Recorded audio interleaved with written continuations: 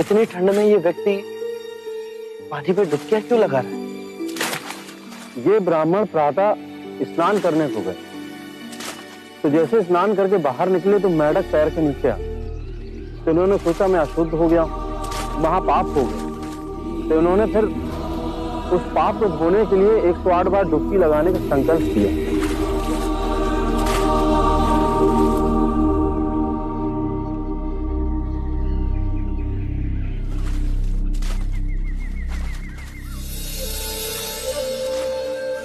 सुनिए, आप ठंड से कांप रहे हैं। यदि ऐसा करेंगे तो बीमार पड़ जाएंगे।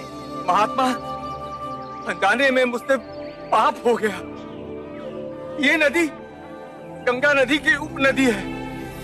इसमें नहाने के बाद मेरे पाप धुल जाएंगे।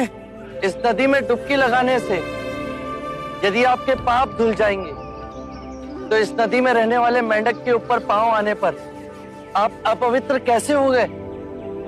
यदि आपको ऐसा लगता है कि नदी में डुबकी लगाने से आपके पापों का नाश होगा, तो इस नदी में रहने वाली मछलियां, कछुए, सर्प, मेंढक, इन सबको अब तक मुक्ति मिल गई होती।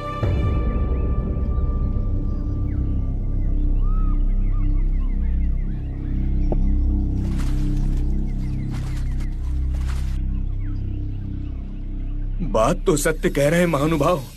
नदी में डुबकी लगाने से पापों का नाश नहीं होता।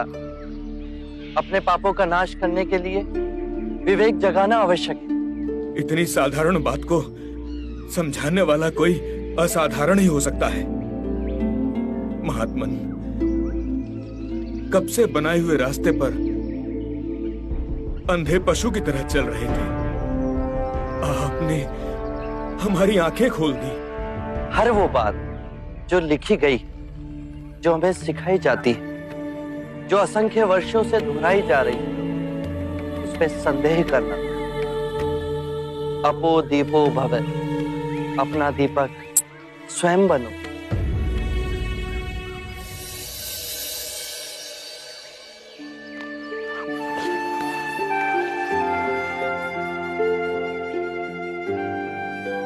आप धन्य है महात्मा।